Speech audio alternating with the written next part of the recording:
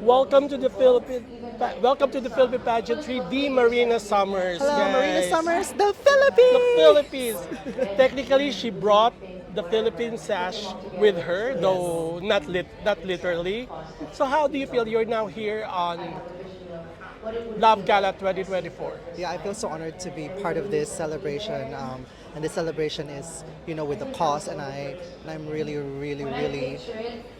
When they asked me to do this, sabi ko, yes, gawin natin. It's for Pia and her advocacy.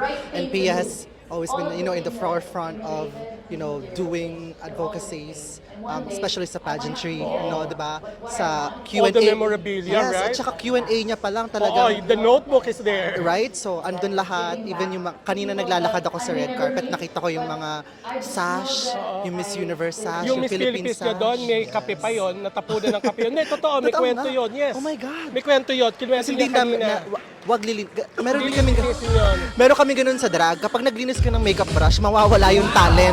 So, pag winash mo yung Philippine sash, mawawala yung essence niya. Exactly. So now, you're included in pageant royalty for the Philippines, Wow. di ba?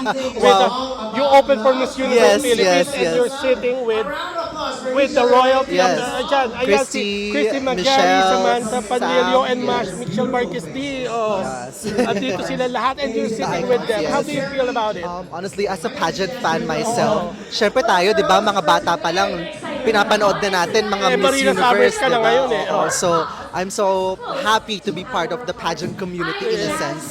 Hindi na pageant community, pageant royalty Pageant, na. thank you, thank you. Thank you for your time. Thank you. That is Marina Summers, guys. Thank you.